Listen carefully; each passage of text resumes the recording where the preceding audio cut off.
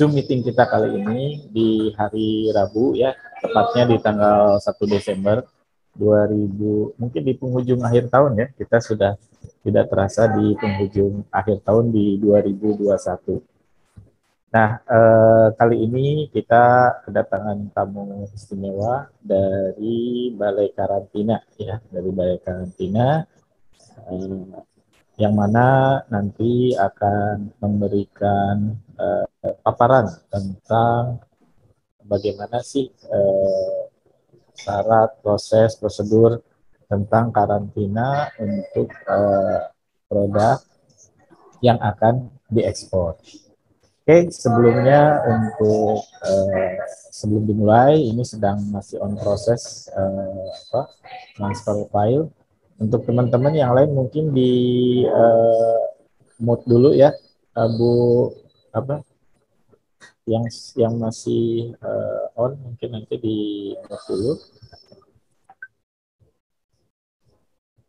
Sedang transfer file proses. Oke, kita mulai saja perkenalannya. Baik, Bapak Ibu, seperti di undangan kami atau di form pendaftaran, kali ini kami dari sekolahekspor.com bekerja sama dengan Balai Karantina Pusat di Jakarta akan menyelenggarakan Zoominar terkait dengan proses prosedur barang yang melalui karantina di Indonesia khususnya. Dan kali ini Sekolah Ekspor, saya sendiri Titan sebagai founder Sekolah Ekspor, dan juga ada partner saya Pak Roni sebagai mentor di Sekolah Ekspor.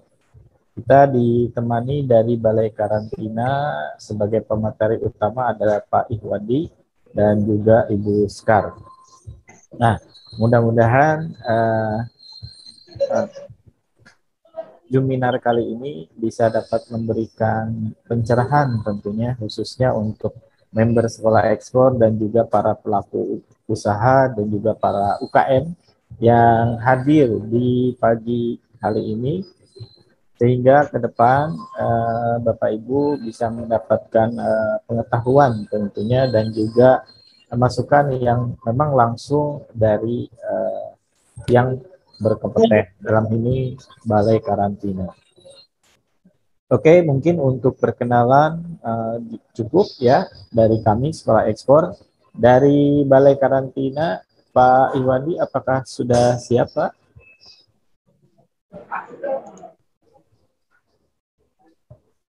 Ya Pak, terima kasih Pak Roni, rekan-rekan semua.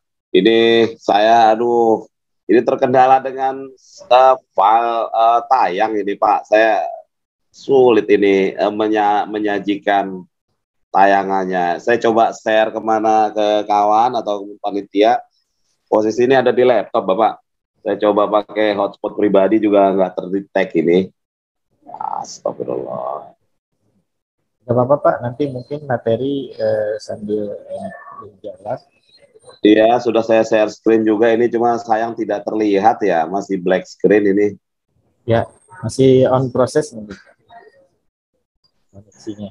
Gimana Ya, Pak? saya boleh mohon izin langsung saya sampaikan saja. Baik Pak, silakan Bapak mungkin bisa sambil jalan perkenalan dulu. Berlangsungnya sejalan dengan acara kita ini, mudah-mudahan bisa tampil, tapi pada prinsipnya saya coba akan sampaikan. Baik, silakan Pak. Beberapa hal. Terima kasih Bapak, Bapak Ibu, teman-teman semua. Assalamualaikum warahmatullahi wabarakatuh. Selamat pagi, salam sejahtera buat kita semua. Terima kasih atas kesempatan pagi ini. Diberi kesempatan teman-teman dari Badan Karantina menyampaikan terkait dengan kegiatan atau fasilitasi ekspor dari Badan Karantina Pertanian. Sejatinya memang Badan Karantina ini di bawah Kementerian Pertanian, Bapak Ibu, teman-teman sekalian. Perkenalkan, nama saya Ikhwandi dari Badan Karantina Pertanian Pusat. Jadi dengan terbitnya Undang-Undang 21 tahun 2019, itu fungsi karantina tidak lagi seperti dahulu di tahun-tahun sebelumnya yang hanya terkait dengan pencegahan masuk dan keluarnya hama penyakit. Namun juga sekarang sudah diperluas perannya itu menjadi satu sistem perlindungan baik untuk hewan, tumbuhan maupun ikan, termasuk sumber daya hayati lainnya.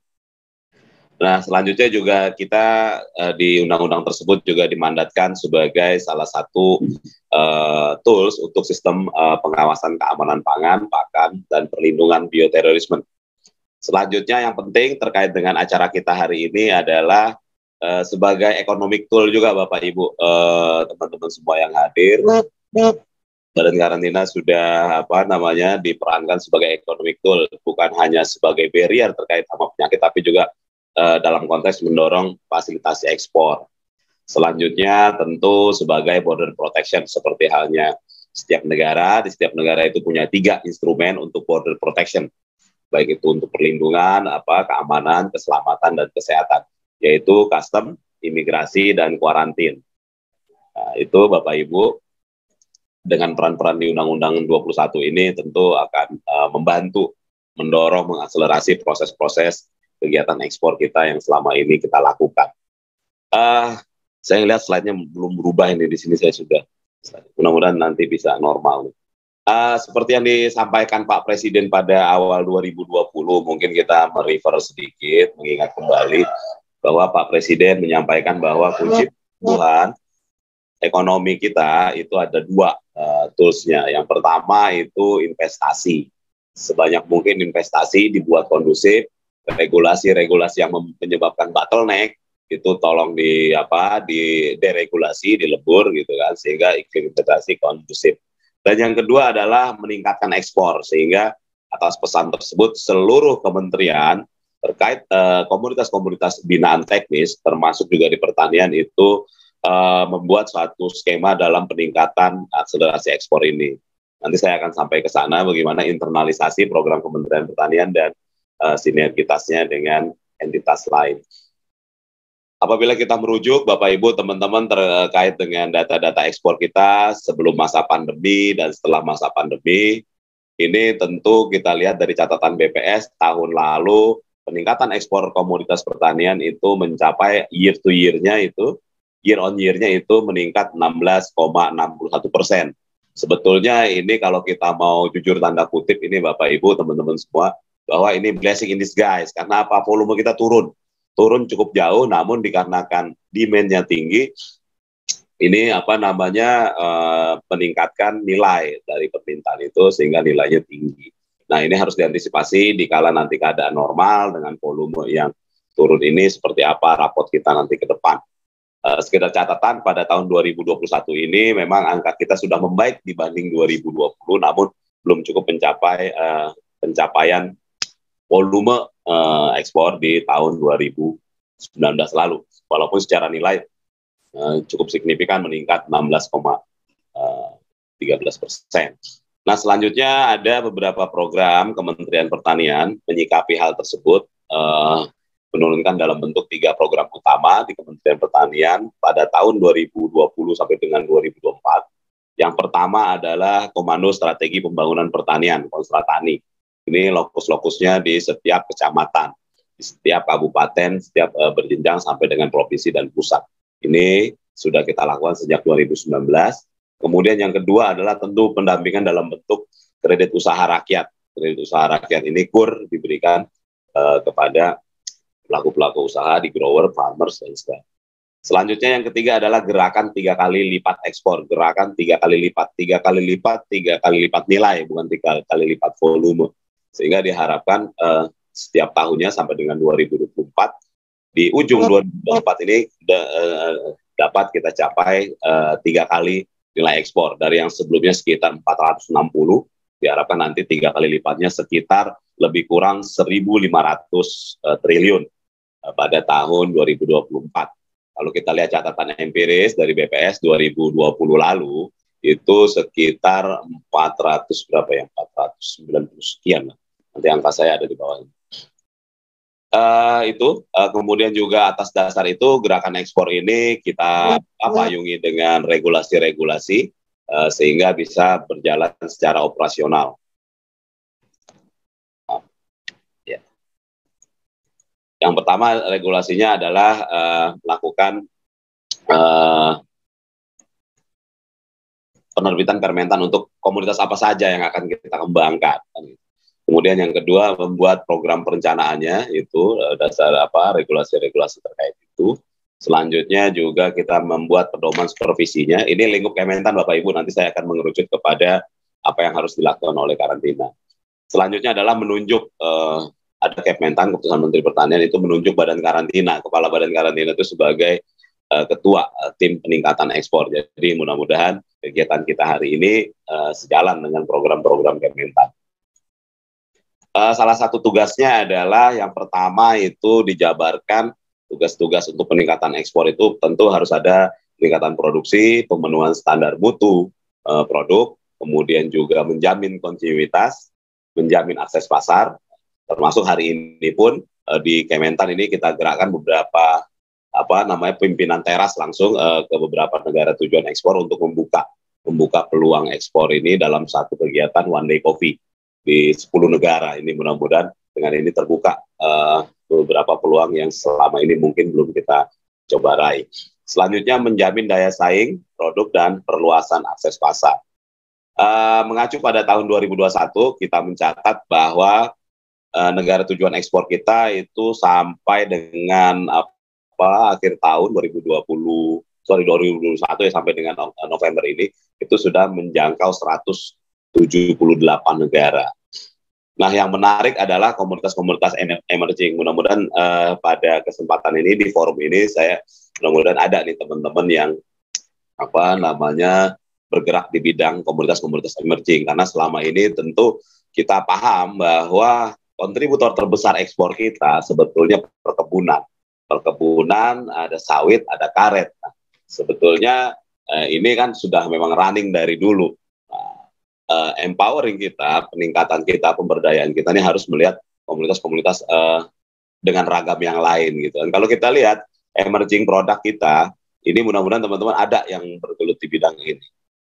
Emerging produk kita pada tahun 2021 kami mencatat di karantina kan karena memang pelaksanaan proses sertifikasi untuk jaminan keberterimaan di negara lain, itu memang dokumen akhir dari karantina.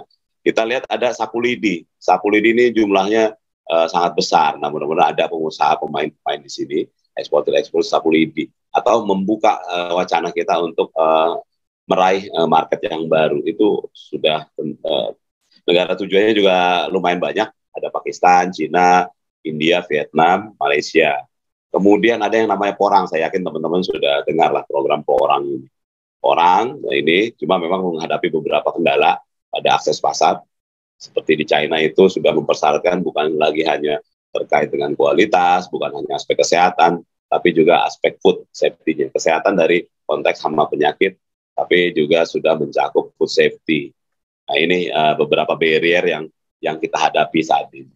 Selanjutnya daun ketapang. Daun ketapang ini lumayan banyak, sampai dengan bulan November, kita catat akhir November itu sekitar 3 ton sudah berangkat ini. Kemudian sarang walet, saya pikir eksis ini, pasarnya juga lumayan banyak saat ini, negara-negara.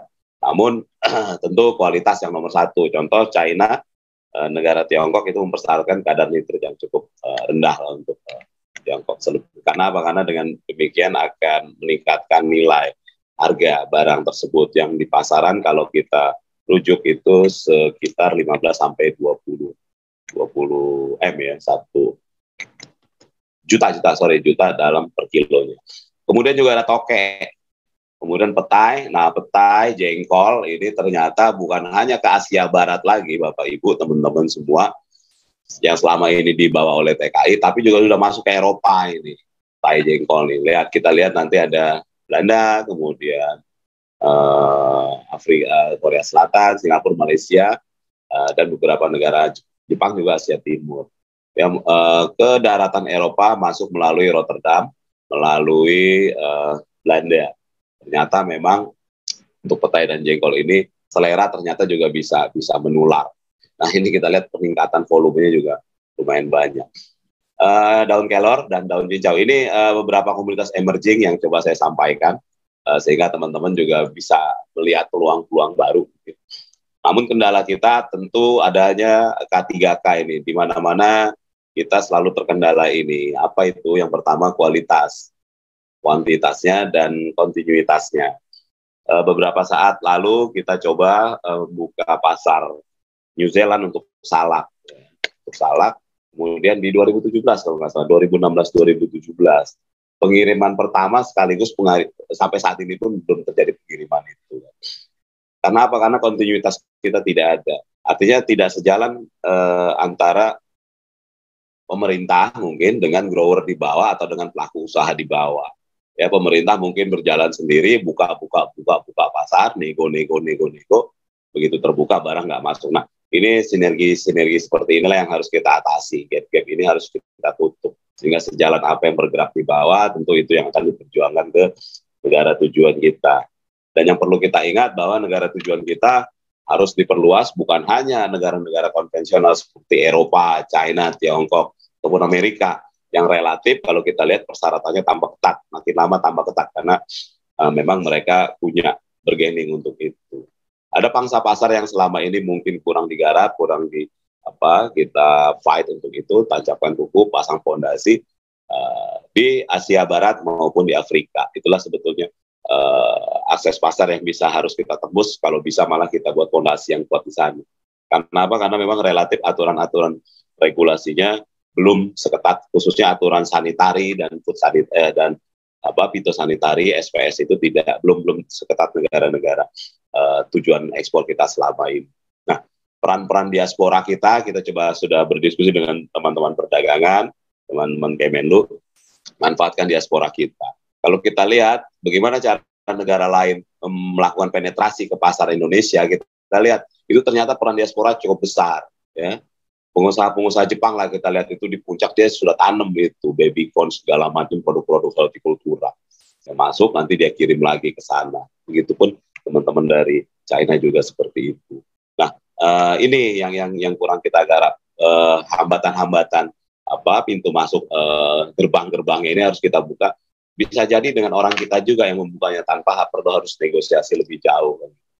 Nah, diaspora ini saya melihat negara Afrika Selatan itu sangat expand ya, sudah expand lah, memperluas market aksesnya dengan cara pemanfaatan diaspora. Nah, ini pola-pola seperti ini bisa kita lakukan. Nah, selanjutnya 5 langkah strategis Kementerian Pertanian untuk pencapaian gerakan 3 kali lipat itu tentu yang pertama adalah menumbuhkan eksportir baru. Bagaimanapun komoditas tersedia, lahan ada, produksi ada, tapi tidak ada aktor yang akan menyampaikan itu, tentu tidak bisa ini. Sehingga program entrepreneurship di Kementerian Pertanian, penumbuhan milenial baru itu dijadikan target Pak Menteri kepada Badan SDM untuk menumbuh kembangkan itu. Ya, aktornya harus ada. Kemudian ragam komoditas kita biasanya kita hanya terpaku pada komoditas hulu. Artinya kalau sudah dari dulu begitu ya sampai sekarang pun begitu, sehingga ragam inilah yang kurang kita manfaatkan. Contoh yang saya sampaikan tadi, begitu kita dominan di sawit, perkebunan mencapai 86% lah dari ekspor pertanian kita, sawit.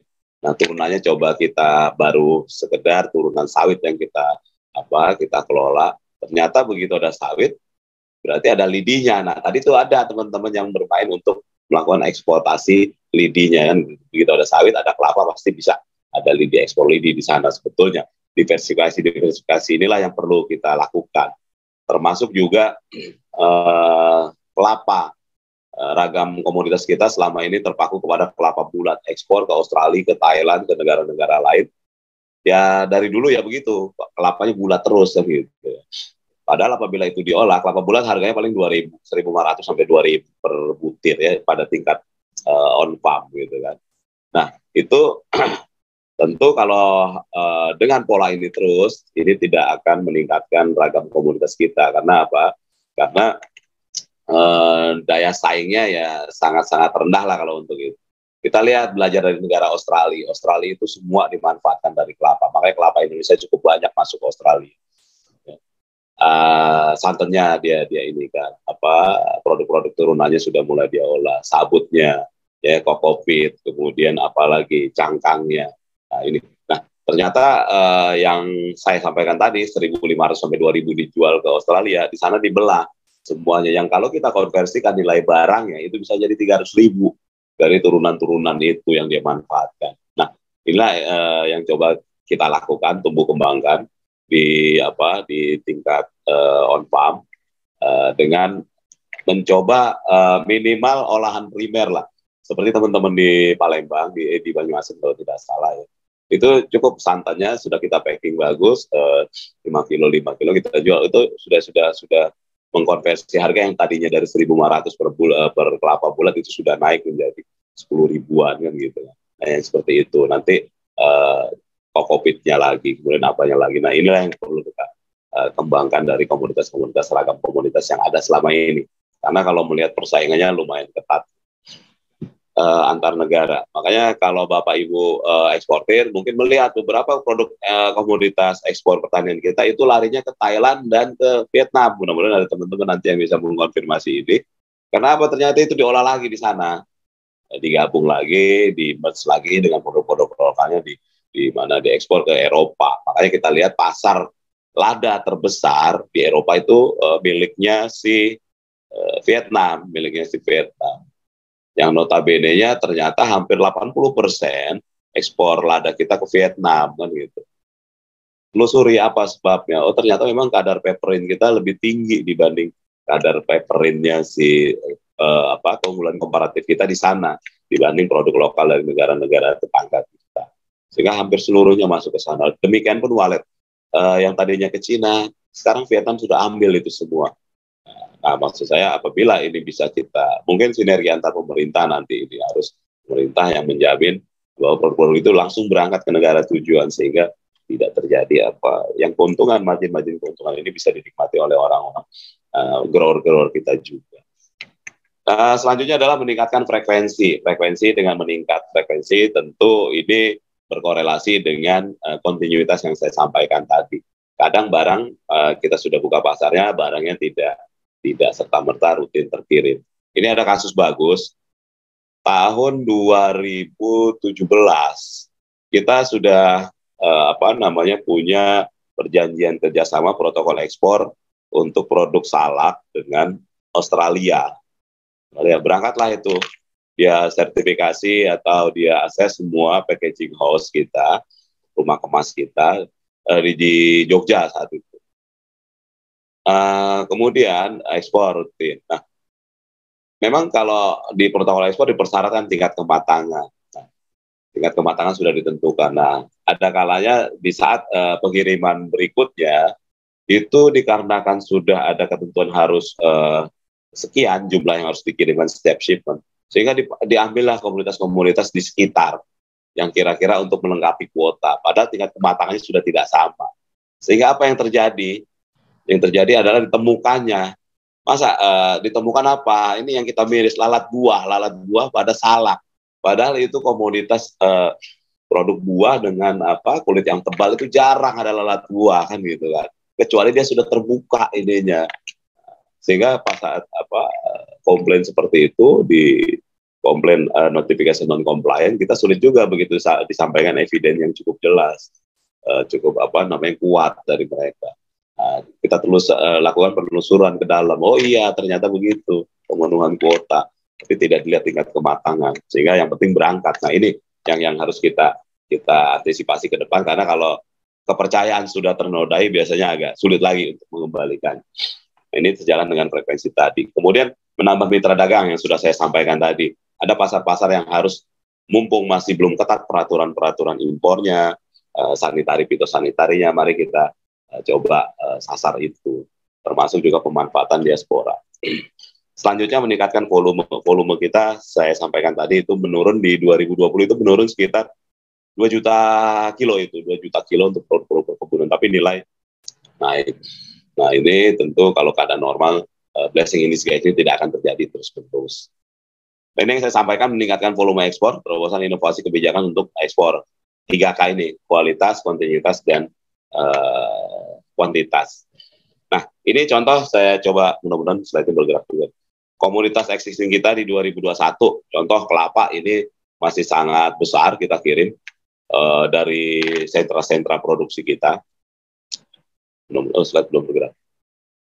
itu kalau kita mudah-mudahan terlihat dari slide berikutnya ini produk-produk pertanian hulu hilir. Inilah yang dikembangkan. Cuma memang tidak semuanya Kementerian Pertanian akan bisa menjangkau itu.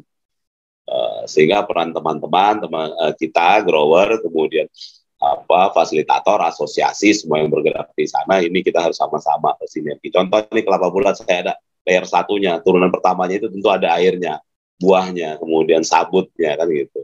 Nanti turunan keduanya, berikutnya ada nata de coco-nya, kemudian ada asap cairnya. Nah, seperti ini siapa yang akan menggarap kalau kita tidak tidak bersinergi? Pemerintah tentu ada keterbatasan. Namun juga jangan sampai regulasi yang dibuat oleh pemerintah ini saling atau tidak berpihak terhadap tumbuh kembangnya ini. Kita rasakan itu kadang di pusat, di daerah itu ada berbeda. Mungkin teman-teman masih ingat kita coba genjot ekspor walet, cuma pada beberapa daerah ini malah dikenakan pajak seperti itulah. Nah ini kan kurang berpihaklah terhadap tumbuh kembangnya keberadaan komoditas ekspor kita. Investor pun akan berat nanti untuk isi wilayah-wilayah. Nah ini saya sampaikan untuk komoditas-komoditas karet. Ini sayang slide-nya tidak sama dengan yang disampaikan, kurang ini, maaf karena internetnya cukup buruk hari ini. Nah kalau kita lihat skemanya, disinilah sebetulnya interaksi antara karantina, teman-teman pelaku usaha, asosiasi, kemudian fasilitator, investor di sini. Ada satu skema pelaksana gratis dari mulai on farm, kemudian ada dihilirisasinya, kemudian bagaimana nanti pemeriksaan di border, dan selanjutnya untuk mencapai tujuan akseptabilitas pada negara tujuan. Tentu di on-farm ada kegiatan produksi, budidaya, standar mutu, GAP, handling pasca panen, kontinuitas produk, dan pemenuhan persyaratan. Pemenuhan persyaratan negara mitra, itu kalau memang sudah terdefinisikan negara tujuannya, terdefinitifkan negara tujuannya, itu harusnya didesain dari on-farm. Nah, inilah peran-peran coba di program Geratek ini, Kementerian Pertanian, DJ Teknis, bersama Dinas, desain ini. Kalau memang tujuannya grade B semua yang di setting, sehingga pasca panen kegiatan sortasi ini menjadi sangat penting post harvestnya. Nah, kemudian di hilirisasi sendiri tentu ada kegiatan handling olahan, pemenuhan GMP, karena beberapa negara itu sudah mempersyaratkan dokumen HACCP, dokumen food safety, sertifikat karantina, sertifikat GMP dan segala macam. Dan optimalisasi peran stakeholder. Kemudian karantina tentu berperan di mana pada tahapan border. Ini slide satu lagi. Pada tahapan border yaitu harus ada kemudahan layanan karantina, pemenuhan protokol ekspor. Kalau memang ke Eropa sudah dipersyaratkan bahwa ambang batas untuk residu pestisida 0,05 ppm harus di bawah itu. Ya sudah, kalau memang itu ya tidak bisa kita berikan sertifikat, kan begitu contohnya. Di kala negara yang mempersyaratkan tidak boleh ada lalat buah ke Jepang. Ya sudah, sehingga nanas kita, kemudian pisang itu harus kita pastikan bahwa tidak ada lalat buah, fruit fly, jenis tertentu yang memang dilarang di Jepang. Nah, solusinya apa? Apakah dengan begitu kita stop? Enggak. Nah, kita lakukan satu pola yang lain sehingga tetap bisa kita akses negara tersebut dengan komoditas-komoditas kita. Caranya bagaimana? Salah satunya bisa kita rubah bentuk komoditasnya. Nanas contoh yang tadinya masuk, kemudian ada persyaratan-persyaratan SPS yang demikian ketat berubah gitu, itu mau tidak mau ya kita harus berubah juga, sehingga nanas dalam bentuk slice, asinan, pickle segala macam itu yang akan masuk ke sana. Nah, saingan kita cukup berat di sana. Kalau kita lihat itu Thailand lumayan banyak lah masuk ke Asia Timur, komunitas-komunitas hortikulturanya, buah-buahan.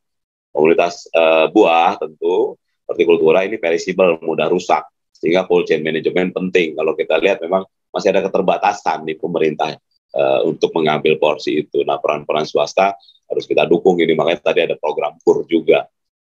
Nah, itu contoh ke Jepang itu mempersyaratkan iradiasi untuk spot-spot untuk menghindari buah-buahan itu spot-spotnya spot-spot hitam itu tidak ada, itu wilayah-wilayah lalat buah. Nah, itu dia harus jamin itu tidak ada. Persyaratan di kita mungkin sangat mungkin dilakukan dengan iradiasi. Cuma keterbatasan alatnya hanya ada di mana, di Banten dan di Jogja. Sementara sentra produksi kita demikian luas kan gitu kan.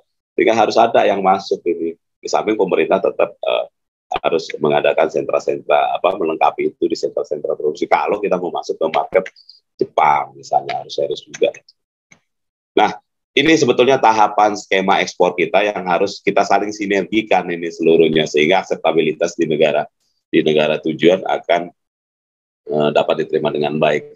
Nah, kalau kita kerucutkan, siapa sih entitas yang terlibat di sana? Sebetulnya entitas yang terlibat di kegiatan skema ekspor ini untuk keberhasilan program Gratiek ini, termasuk juga teman-teman punya daya saing produk-produknya ini, sehingga nilainya juga diharapkan meningkat. Itu ada 4 aktornya, growernya sendiri, farmernya sendiri, kemudian ada pemerintah, di sini diwakili bisa jadi dengan Kementerian Pertanian, Kementerian Kemendes, Kementerian Perdagangan, ini aspek pemerintahnya, kemudian ada swastanya.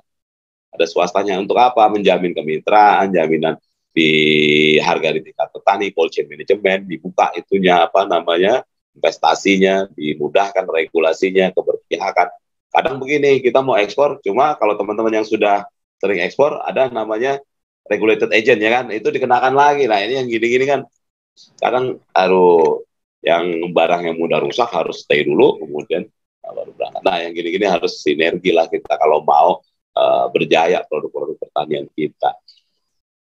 Kemudian selanjutnya tentu Pemda sendiri sebagai fasilitator di lokal area sentra produksi.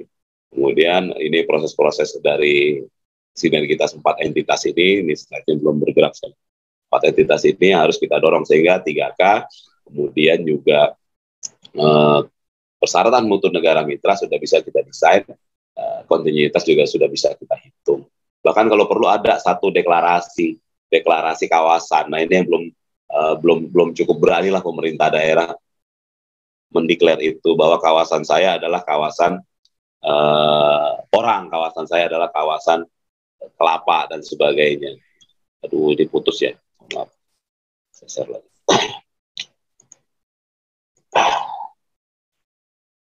Ya, Pak, saya lanjutkan, Pak. Ini masih terdengar ya, Pak Roni, teman-teman? Masih, Pak, masih. Nggak enak ini, yang tampilan sama suara berbeda ini. Mohon maaf, Pak. Nah, jadi 4 entitas itu yang harus digerakkan, Bapak, Ibu. Sementara di pertanian sendiri dengan keterbatasan SDM, anggaran, dan expertise, itu menetapkan beberapa komunitas unggulan. Bukan berarti komunitas-komunitas di luar ini tidak menjadi fokus pembinaan. Ini bisa dikembangkan oleh Pemda tentu dengan sinergi dengan kantor pusat koordinasi. Apa itu komunitas unggulannya? Di perkebunan sudah ditentukan sendiri oleh Pak Dirjen. Komunitas unggulannya kopi, kelapa, lada, kakao, mete. Di peternakan sarang burung walet dengan melihat 3K tadi, Pak, ya, ini tentu keputusan pemilihan komunitas ini menjadi domain masing-masing Dirjen lah. Di tanaman pangan ada porang, kemudian di hortikultura itu ada manggis, kubis, wortel, dan mangga. Nah, mari kita lihat top 10 tahun 2021 apa saja sih komoditas-komoditas ekspor kita ke negara-negara tujuan itu yang diekspor. Mudah-mudahan teman-teman ada di sini nih binaannya atau core bisnisnya di sini. Untuk perkebunan masih di luar sawit dan karet ya. Kalau kita bicara sawit dan karet tentu itu sudah jalan lah industrinya. Ini yang masih membutuhkan sentuhan, kemudian juga harus didorong, di-encourage semuanya sehingga bisa menembus pasar negara tujuan dengan compliance yang cukup tinggi. Kalau kita lihat kelapa, ini masih kelapa bulat. Kalau kita lihat, mudah-mudahan, slide belum muncul juga. Dari komoditas perkebunan, itu komoditasnya hampir seluruhnya, top 10 itu masih komoditas hulu. Ya, apa saja itu? Pertama kelapa bulat itu paling tinggi. Kemudian ini di luar sawit dan karet ya. Kemudian kopi biji, pinang biji, kemudian kacang mede, teh, lada, cengkeh kering. Dan cengkeh itu komoditas perkebunan. Masih minim yang komoditas turunan primernya lah. Kemudian tanaman pangan itu kalau kita lihat ada dedak gandum, kacang hijau, bungkil jagung ya. Memang ada ubi juga, ada porang, ada kedelai, iles-iles, kacang kedelai. sama saja. Ini artinya masih samalah potret kita. Komunitas-komunitas turunan ini masih belum terlihat mendominasi top 10 dari komunitas-komunitas ekspor kita. Kalau di hortikultura ini sudah ada nanas irisan, artinya sudah ada turunan primer lah. Nanas irisan, kemudian bunga potong, buah manggis, kubis, pisang, ya, dan kapulaga, cincau juga. Nah, ini top 10 kita untuk komunitas-komunitas hortikultura.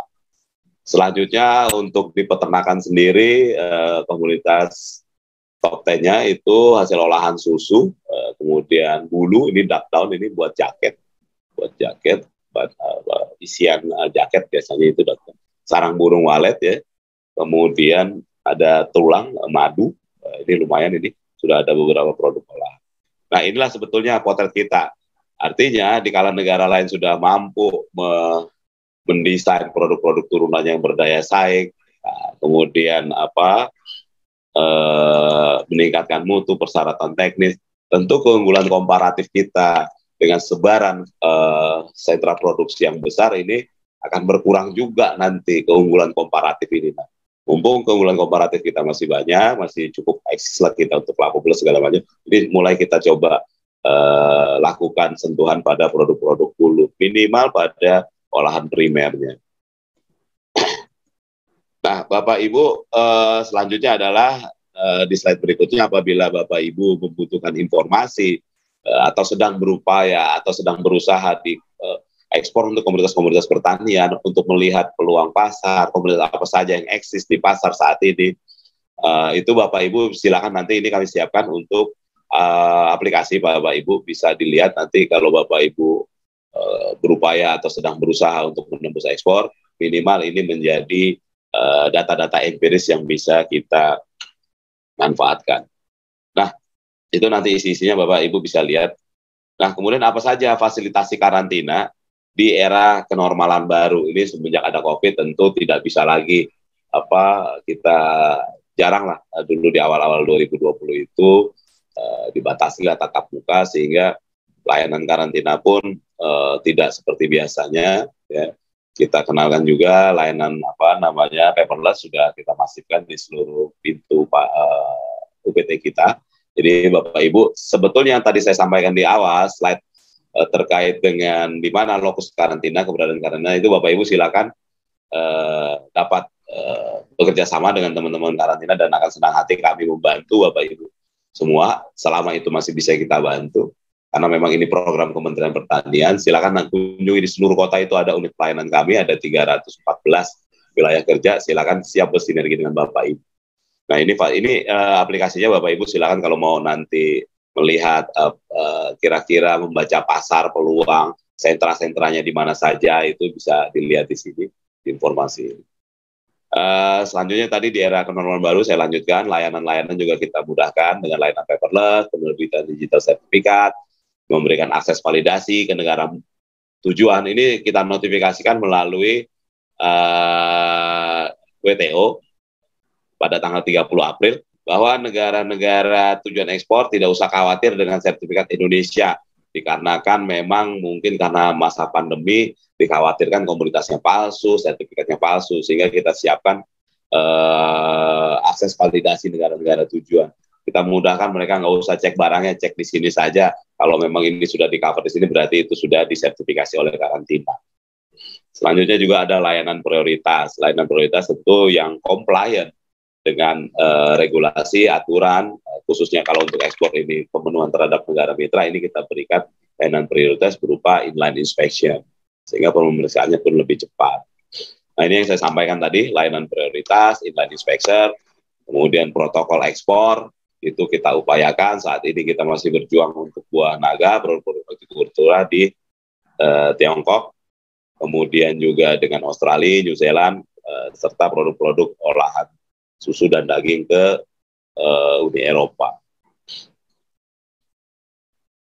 Nah, Bapak Ibu, di setiap lokus karantina itu Bapak Ibu, kalau memang terkait kegiatan ekspor, fasilitasi ekspor, bimbingan teknis ekspor, itu seperti saya sampaikan di awal, karantina di seluruh UPT-nya itu membuka program-program layanan sertifikasi inline, bimbingan teknis apabila Bapak Ibu membutuhkan, nggak apa-apa. Mungkin kami tidak sempat, katakanlah kemarin itu saya berdiskusi dengan teman-teman dari mana, lupa. Tapi komunitasnya perkebunan, Pak, karantina kok tidak melakukan surveillance untuk penyakit pada komunitas saya sih, komunitasnya apa, perkebunan. Oh silakan, nanti teman-teman ajukan sehingga kita lakukan surveillance untuk menjamin bahwa masih ada tidak penyakit itu di wilayah kita atau di sentra produksi kita. Ya, karena memang yang kita dahulukan selama ini yang proses-proses komunitas asal impor, jangan sampai dari impor itu ternyata saat di border aman, begitu sudah tumbuh, dia komunitas-komunitas bibit terutama, itu terjadi wabah penyakit ini yang harus kita kendalikan. Tapi kalau teman-teman ingin karantina melakukan pengendalian OPT untuk komunitas yang diinginkan, silakan teman-teman mintakan itu ke karantina. Nah, ini beberapa program bimbingan teknis yang kita sampaikan. Ada juga klinik ekspor, ini saya contohkan di Makassar, di Surabaya, dan di karantina Semarang. Jadi teman-teman nggak usah khawatir terkait dengan informasi ekspor. Apabila ragu, silakan datang ke Badan Karantina Pertanian melalui UPT-UPT yang ada di ibu kota provinsi. Saya pikir untuk sementara itu Pak yang bisa saya sampaikan. Saya sekali lagi ini mohon maaf sebesar-besarnya ke teman-teman nih yang sudah berkenan mendengar tanpa melihat slide-nya, Pak. Slide-nya tidak sinkron dengan yang di ini kan, karena memang lebih cepat suaranya dibanding slide-nya. Mohon maaf ini karena semata-mata kesalahan saya ini Pak, kebetulan koneksinya sangat-sangat buruk hari ini di Kementerian Pertanian. Saya pikir itu Pak, sekali lagi mohon maaf Pak Roni, teman-teman semua atas kesediaannya memberikan waktu buat Badan Karantina menyampaikan sharing informasi. Mudah-mudahan ekspor kita bisa berjaya, teman-teman juga jalankan bisnisnya akan lebih baik dengan bersinergi satu sama lain. Saya pikir itu Pak Roni. Baik. Terima kasih. Assalamualaikum warahmatullahi wabarakatuh. Waalaikumsalam warahmatullahi wabarakatuh. Baik, terima kasih Pak Iwandi atas pemaparannya yang luar biasa, dan kami saat ini sangat-sangat mendapatkan banyak pencerahan, terutama kami dari member Sekolah Ekspor, di mana rata-rata kami sebagai fasilitator dan juga para pelaku ekspor juga membantu para UKM untuk meningkatkan bagaimana sih bisa untuk ekspor. Nah, kaitannya dengan produk pertanian dan tadi perkebunan dan lain juga perikanan dan sebagainya, ini menarik Pak, karena waktu mungkin 2-3 tahun lalu juga saya mau coba ekspor walet ke China, ada kendala terkait tadi prosedur dan perizinan. Dan tadi Bapak sebutkan bahwa sekarang Vietnam juga sudah mengambil walet. Nah, ini mungkin peluang pasar baru ya untuk sarang burung walet, karena ini pasarnya masih sangat gurih sekali gitu loh Pak ya. Dan yang tadi Bapak sebutkan juga terkait sapu lidi di kami Pak, di komunitas kami Sekolah Ekspor, member Sekolah Ekspor, ada juga para pelaku bisnis sapu lidi. Cuman sapu lidi ini ada dua Pak ya, dari turunan kelapa dan juga kelapa sawit ya Pak ya. Dan nanti mudah-mudahan tadi saya sih belum sempat buka aplikasi iMesh ya. Nah, apakah di iMesh itu juga terdapat regulasi atau peraturan-peraturan terkait produk-produk yang akan diekspor, dan juga agreement apa saja yang sudah dilakukan dari pihak Indonesia dengan negara-negara tujuan ekspor. Nah, mudah-mudahan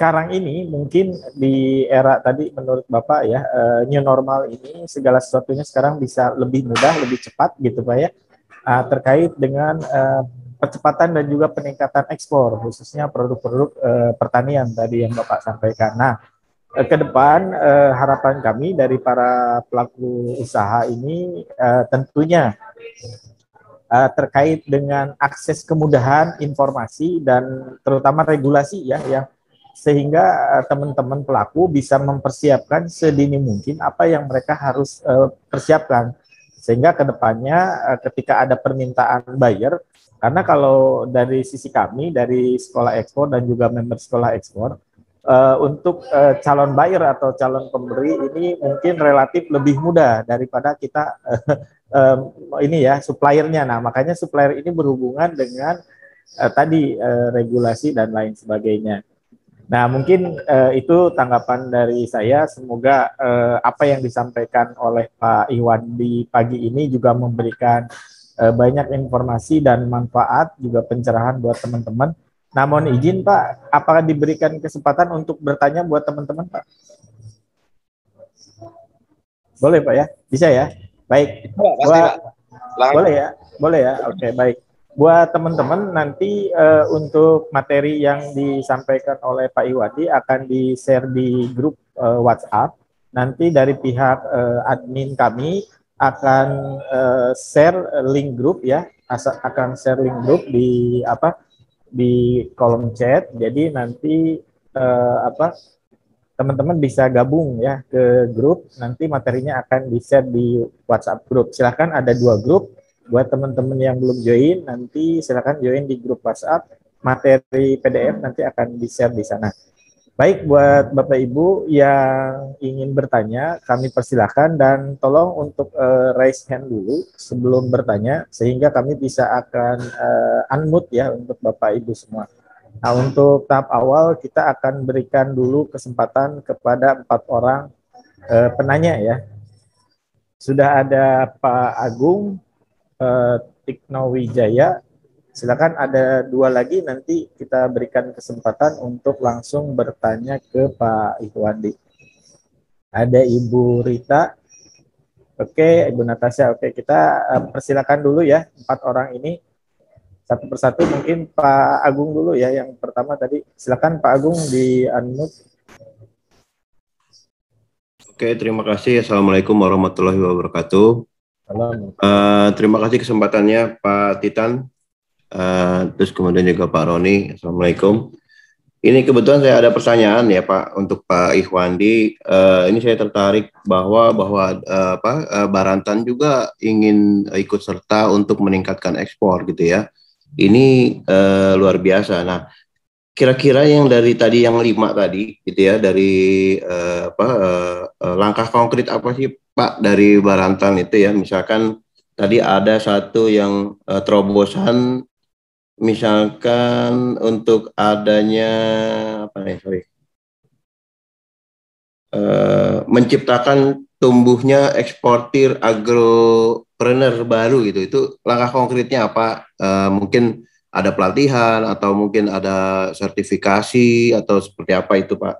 Karena kendala di kita ya, khususnya yang saya tahu bahwa untuk kita ini sertifikasi Pak, kayak misalkan sertifikasi organik gitu ya, bukan kita nggak bisa sertifikasi tapi lumayan mahal harganya.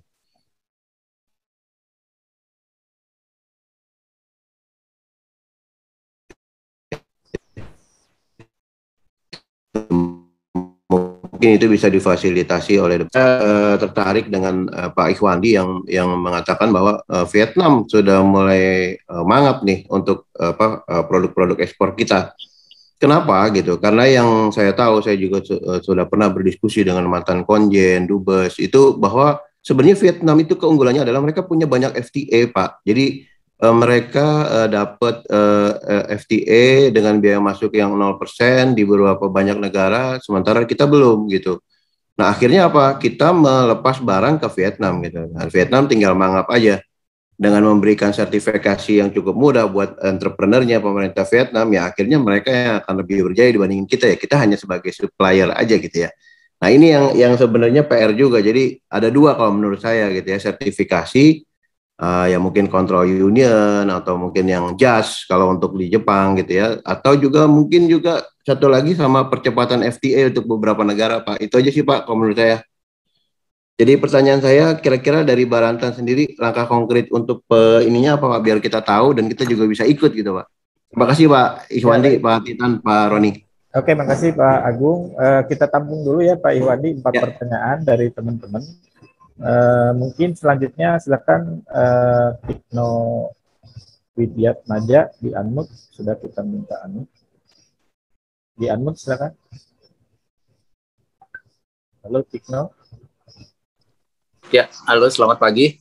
Pagi, silakan ya, Pak. Langsung Pak. Pagi ya. Saya mau tanya untuk Pak Ikhwandi. Tadi betul yang Pak Ikhwandi katakan bahwa kita ini sebagai eksportis kan kena regulated agent ya Pak ya. Padahal itu sebenarnya untuk barang-barang perishable segala itu nggak ada, menurut saya nggak ada gunanya. Dan itu kan sebenarnya hanya seperti beli label aja. Dan itu sudah berlangsung bertahun-tahun ya Pak ya. Dari seminar-seminar juga selalu bilang akan ada follow up. Tapi sampai sekarang tuh belum ada. Nah itu bagaimana Pak Ihwandi? Karena itu memang boleh dibilang untuk sebagian ekspor itu membebani kita untuk harga jualnya. Sedangkan untuk harga jual di luar itu kan sangat bersaing. Itu aja. Terima kasih Pak. Baik, terima kasih Pak Tikno. Kita tampung dulu, lanjut ke Ibu Rita. Silakan Bu Rita, di unmute. Baik, terima kasih. Mohon izin tidak bisa membuka kamera karena sedang dalam kereta di perjalanan. Ya, Bu. Terima kasih. Agak kenceng aja suaranya, Bu. Oh ya, baik. Bagaimana tes suara? Bagaimana suara saya? Ya, boleh. Baik, terima kasih. Izin untuk perkenalkan diri, saya Rita Inte dari komunitas Ciputra Entrepreneurs Club. Jadi komunitas entrepreneur dari seluruh Indonesia untuk yang sekarang sedang akan merambah untuk ekspor, pusatnya dari Jawa dulu, lanjut Bu ke Surabaya atau Jakarta. Iya, terima kasih. Saya bertanya untuk makanan dan minuman, makanan kemasan, minuman kemasan itu kalau untuk diekspor bagaimana? Mohon apakah bisa difasilitasi? Apakah ada agregator untuk mengumpulkan kelompok dari komunitas kami ini? Itu yang pertama. Yang kedua, kami punya komoditi kentang itu dari ekspor X Factory atau X Makassar, Sulawesi Selatan. Itu apa aja prosedurnya, bagaimana untuk bisa diekspor. Demikian Pak Titan, terima kasih. Selamat siang. Terima kasih Bu Rita. Lanjut pertanyaan Ibu Natasha, silakan Bu Natasha di unmute. Baik, terima kasih Pak. Sebelumnya, perkenalkan saya Natasha, saya dari PT Bima Boga Arta dan perusahaan kami bergerak di bidang produksi madu murni. Pertanyaan saya mungkin mirip seperti pertanyaan sebelumnya, namun saya ingin bertanya terkait produk madu. Kalau misalnya untuk produk madu itu, kira-kira persyaratan apa saja yang dibutuhkan untuk ekspor ya Pak? Itu saja pertanyaan dari saya, terima kasih. Baik, terima kasih Mbak Natasha. Ini ada dua lagi Pak Ihwandi, apa mau dijawab dulu atau dilanjut dengan dua pertanyaan tambahan?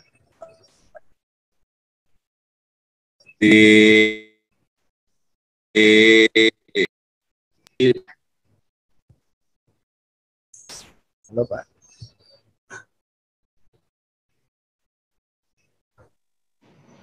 Ya Pak, gimana Pak? Dijawab saja dulu supaya nanti mudah-mudahan kalau jawabannya ada yang mengena ke pertanyaan-pertanyaan berikutnya yang akan datang. Oh ya, baik.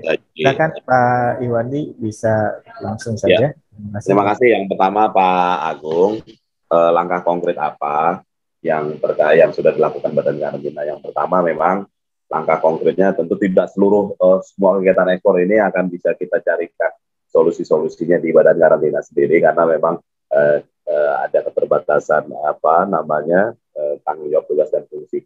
Tapi yang sudah kita lakukan yang pertama tentu membuka market akses Pak. Protokol-protokol ekspor yang selama ini ada di Kementerian Pertahanan itu selalu Badan Karantina yang melakukan lead untuk membuka pasar itu, termasuk juga yang Australia, New Zealand, kemudian Belanda, kemudian dengan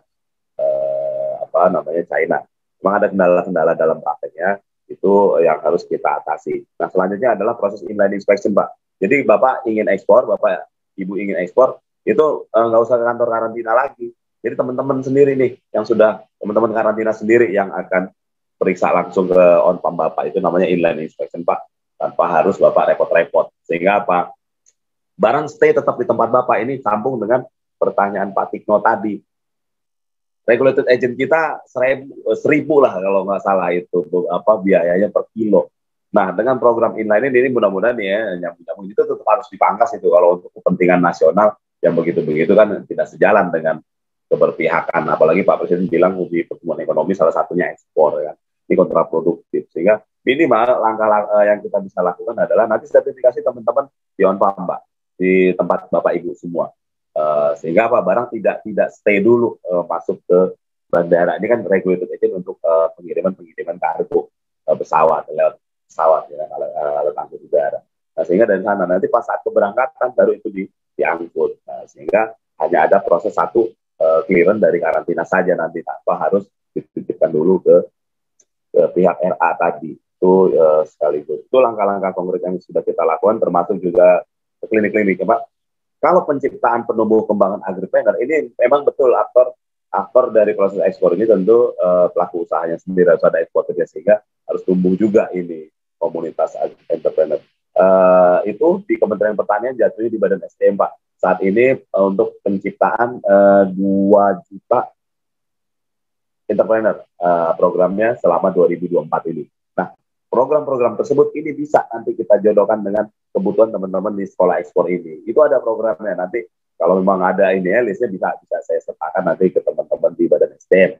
Itu tupoksinya. Jadi untuk ekspor ini tentu dibatasi dengan tupoksi masing-masing. Di mana daya juang kita untuk dari tupoksi itu yang bisa menggerakkan kegiatan ekspor. Karantina itu Pak, langkah konkretnya. Nanti yang tentang agripreneur itu di Badan SDM, dan itu pun sama perintahnya, harus menumbuh kembangkan 2.500. Kebetulan program itu ada. Nah, selanjutnya organik, betul Pak, lembaga sertifikasi ini memang persyaratan, apalagi standarnya kalau nggak salah kalau untuk organik itu bukan standar negara, malah yang di kadang standar standar organisasi, contohnya IPOAM itu rigid dan ketat itu. Karena apa, sertifikasinya oleh dia nantinya kan gitu, atau yang ditunjuk. Sehingga kita harus lihat begini Pak, proses sertifikasi itu ada 3, ya kan. Yang pertama adalah self declaration, itu pernyataan sendiri bahwa saya organik kan gitu. Cuma resikonya begitu itu ternyata tidak terbukti, ini kan akan bubar itu kepercayaan, ya kan. Yang kedua adalah second party certification, antara buyer dan supplier itu terjadi kesepakatan mutu, ini yang kami harapkan. Nah, program-program yang second party certification inilah yang sebetulnya bisa didorong Pak. Artinya buyer sana atau yang yang akan mengambil barang kita itu yang akan melakukan sertifikasi. Saya pengennya grade. Atau sertifikasi pihak 3 yang seperti Bapak bilang tadi, sertifikasi pihak 3, third party certification. Sertifikasi yang diberikan oleh lembaga sertifikasi yang memang tidak terlibat di bisnis itu kan gitu. Nah, itu. Nah, sebetulnya untuk proses sertifikasi, kalau memang yang third party ini tinggi biayanya, coba kita akalin yang 1-2 gitu Pak. Kalau yang 1-2 atau yang 1 kita bisa ambil, atau yang 2, yang paling mungkin yang 2. Saya coba pernah menjodohkan kentang di dulu Pengalengan itu rajanya kentang itu, sekarang udah ganti jadi stroberi. Saat ke Australia gitu, akan diambilin dogfood. Udah Australianya ke sini, itu kita buat second party certification, artinya buyer yang akan mensertifikasi ya, jadi bukan sertifikasi. Mungkin pola-pola itu bisa juga kita buat Pak. Atau kalau berani seperti KFC, klaim self declaration, kami telah menerapkan ACCP, itu kan self declaration tanpa harus berbagai sertifikat. Cuma risikonya kalau terjadi ketidaksesuaian atau ditemukan sesuatu yang tidak sama atau menyimpang, ini kan reputasi yang akan dilihat. Nah, inilah sebetulnya yang bisa saya sampaikan. Pola-pola sertifikasi ada 3 itu. Coba kita lihat kemungkinan yang akan kita bisa lakukan. Kalau untuk sertifikasi memang terus terang mahal ya, apalagi standar-standar IPOAM. Itu Pak. Kemudian yang Vietnam itu karena banyaknya FTA, betul Pak, banyak FTA. Kita juga coba ke sana karena kan ada forum ASEAN Pak. Forum ASEAN untuk free trade area itu kita sudah sama-sama lah, kita Jepang segala macam. Cuma memang ada spesifikasi selain itu juga bea masuk di sana juga berbeda-beda ternyata antar negara Pak. Kita juga nggak tahu ini kenapa, padahal kadang kita sudah punya free trade tapi kok masih dikenakan bea masuk. Dan yang kedua adalah catatan histori Pak. Contoh kita di Amerika itu tahun 90-an, sebelum 2000, itu ada namanya automatic detention. Jadi sekali kirim, 2 kali kirim oke, 3 kali kirim ada masalah, oke dia treatment. 4 kali kirim, 5 kali kirim, kiriman ke 10 ada lagi. Begitu berulang beberapa kali, sudah otomatis nanti dikenakan automatic detention. Artinya kalau ketemu produk ini dari negara ini, kenain itu. Klaimnya begitu. Nah, tahapan-tahapan inilah yang harus kita perbaiki supaya apa? Proses di hulunya lebih ada jaminan supaya tidak ditolak. Nah, kalau sudah diambil keputusan sudah catatan histori, ini yang repot. Saya nggak tahu nih kemarin itu catatan histori kita seperti apa nih, sehingga untuk masuk sana kok biayanya jadi tinggi atau dikenakan treatment. FTA tentu kami akan berkaca Pak.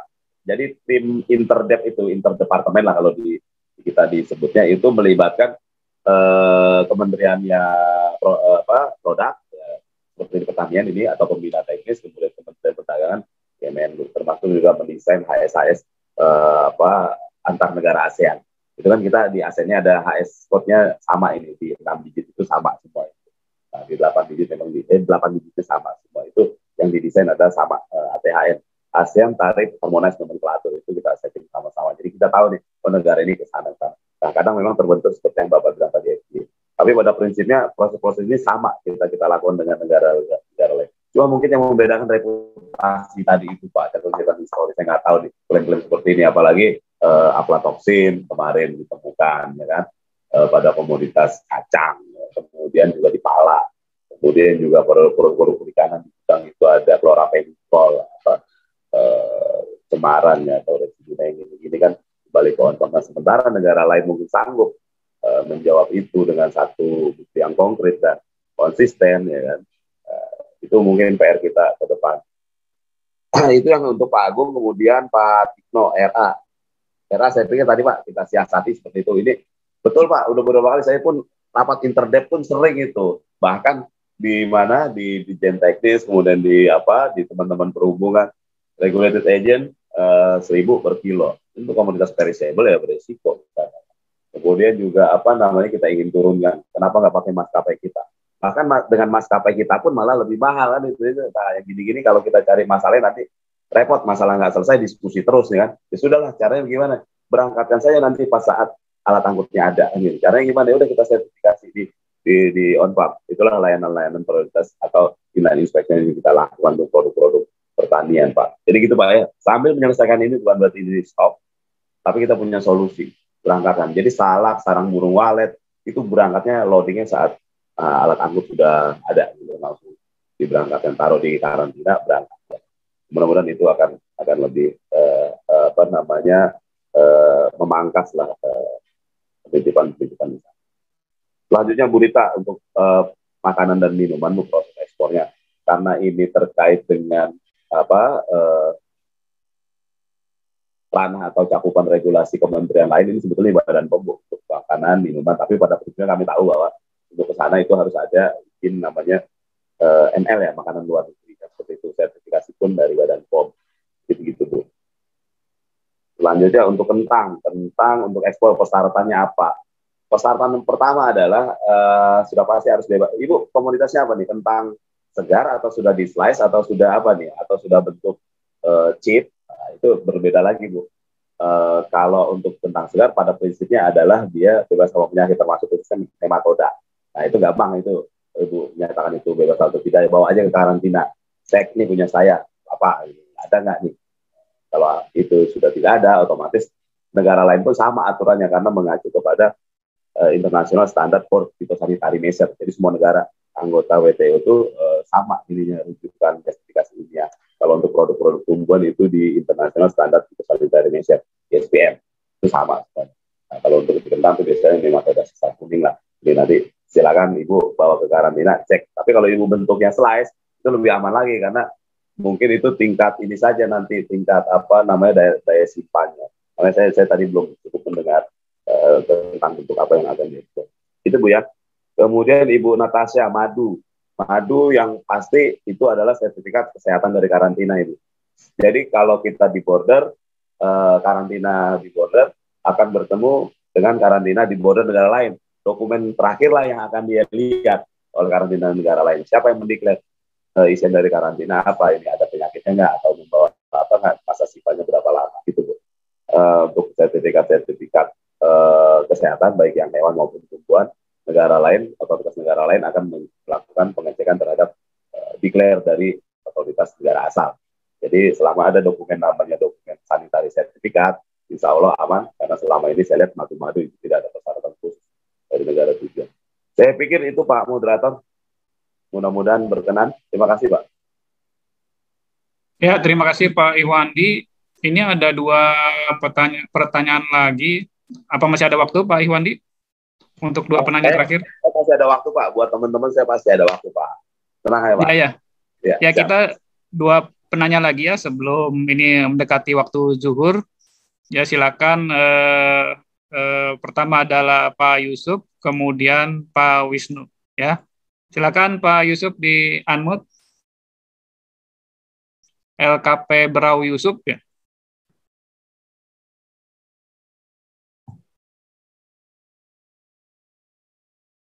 Atau Pak Wisnu? Pak Wisnu sudah siap pertanyaannya? Wisnu Sabto Nugroho.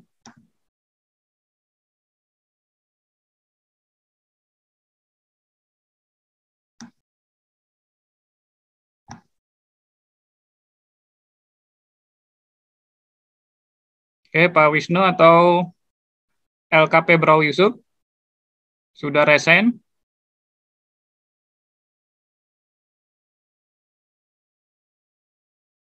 Oke, nampaknya belum tersambung. Bagaimana? Barangkali ada penanya yang lain?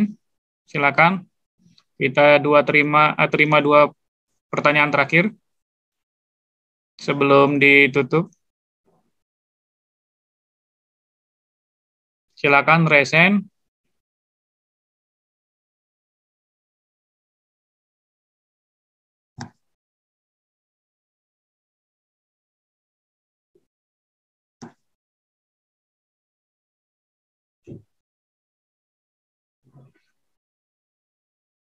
Ya, Pak Wisnu atau Yusuf.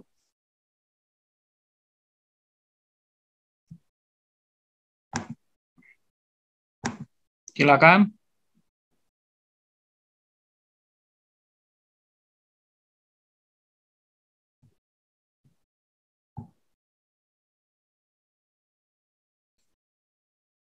Itu di kolom chat ada pertanyaan Pak Iwandi, bagaimana kondisi kelangkaan kontainer mempengaruhi ekspor pertanian atau perkebunan kita?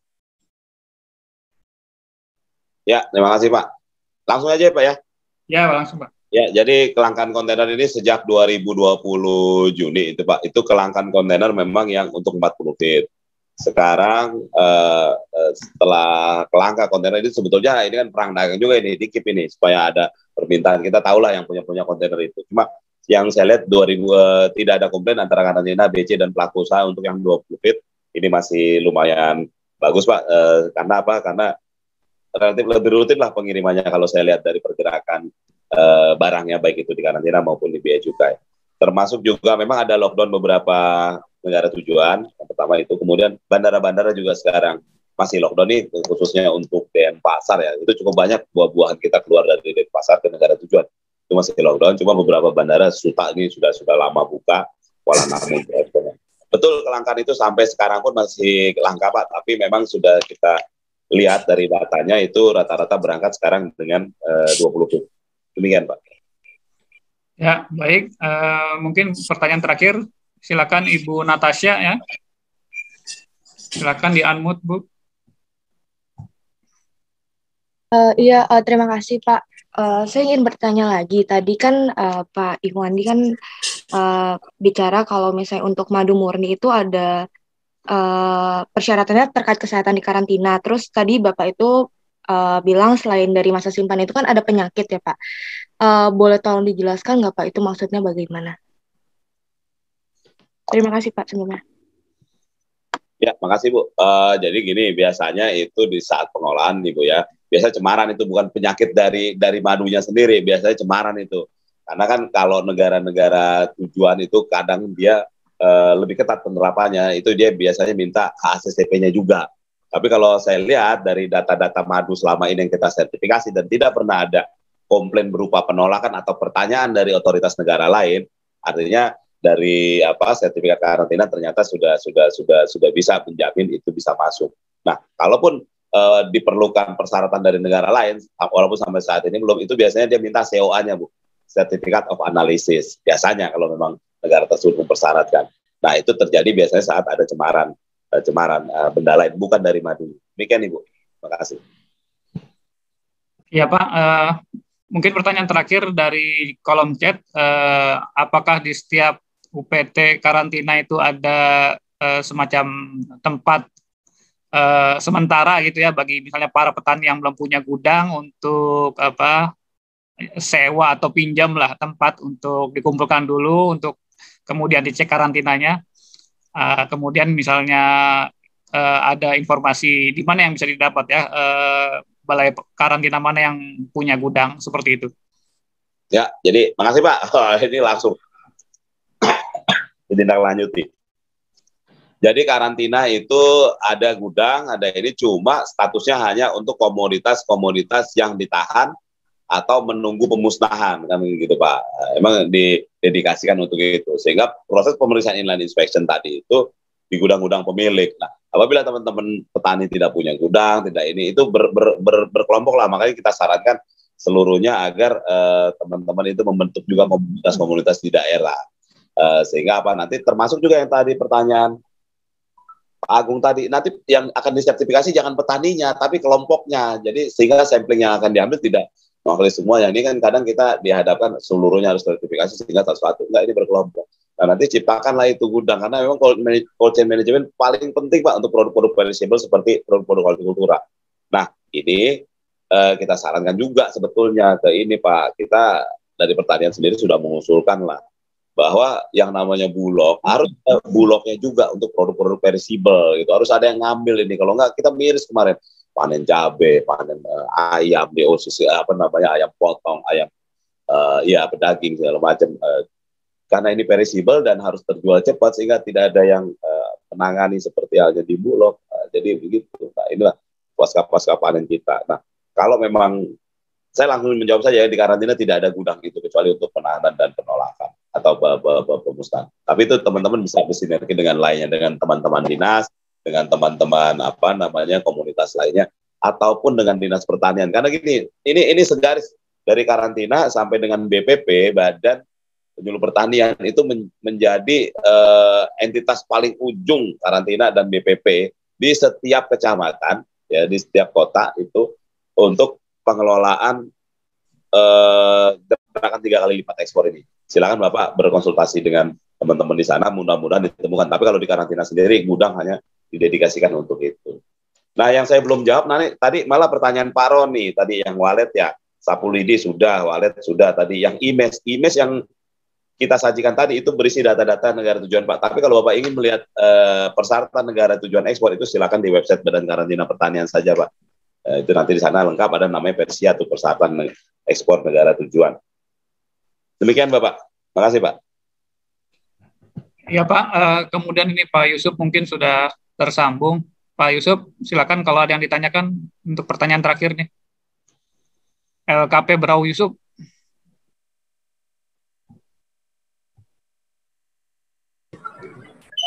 Halo, Assalamualaikum. Waalaikumsalam. Halo. Ya, silakan Pak Yusuf. Baik, makasih Pak Roni, Pak Ikhwandi.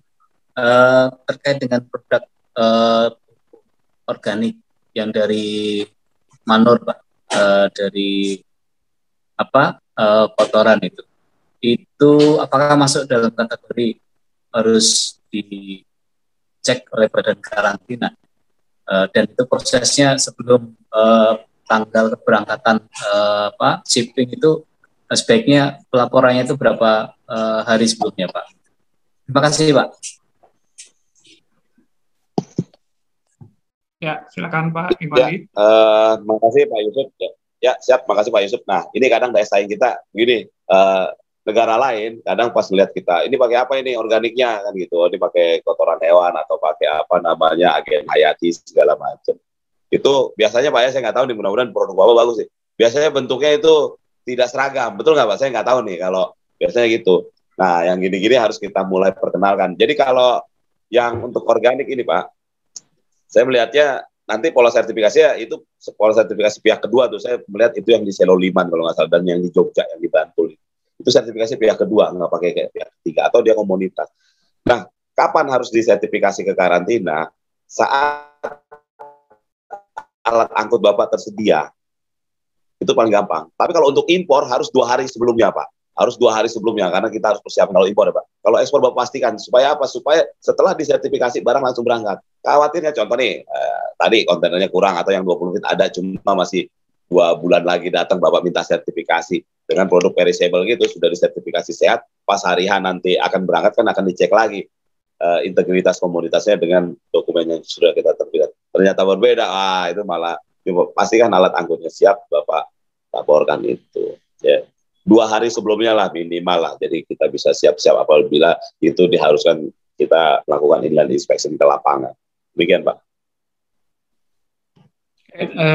Demikian teman-teman, terima kasih Pak Ihwandi dan tim ya, termasuk Bu Sekar dari Badan Karantina Pertanian Pusat sudah menyampaikan informasi-informasi yang sangat menarik ya bagi kita, bagi para UKM ekspor. Mudah-mudahan bermanfaat bagi kita. Apabila berkenan, tadi di kolom chat juga ada ya beberapa yang minta nomor mungkin Pak Ihwandi dan Bu Sekar, apakah berkenan? Silakan ditulis di kolom chat apabila berkenan, buat teman-teman UKM nanti bisa konsultasi gitu Pak Ihwandi atau Bu Sekar ya. Siap. Cuma begini Pak Roni. Pak, terputus Pak Ihwandi.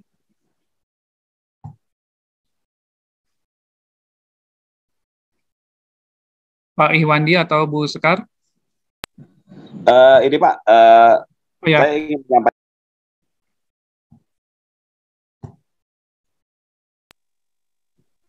Pak Ihwandi?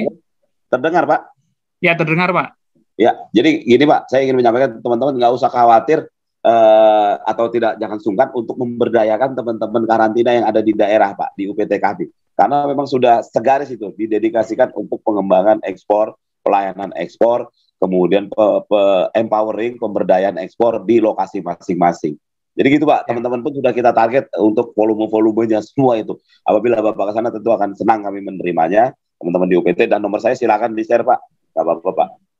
Demikian Pak. Oke Pak. Baik,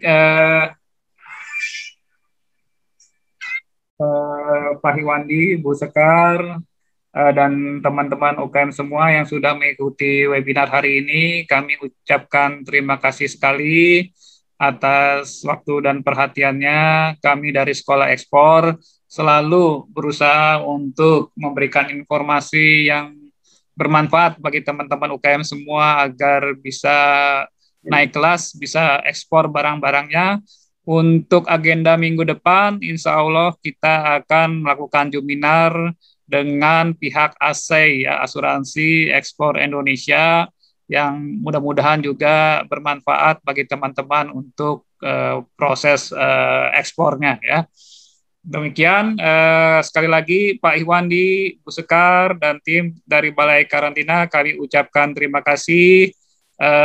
Kemudian kami tunggu file materinya ya Pak Ihwandi dan Siap, saya janji Pak. Bu Sekar, agar kami nanti bisa share ke teman-teman yang lain.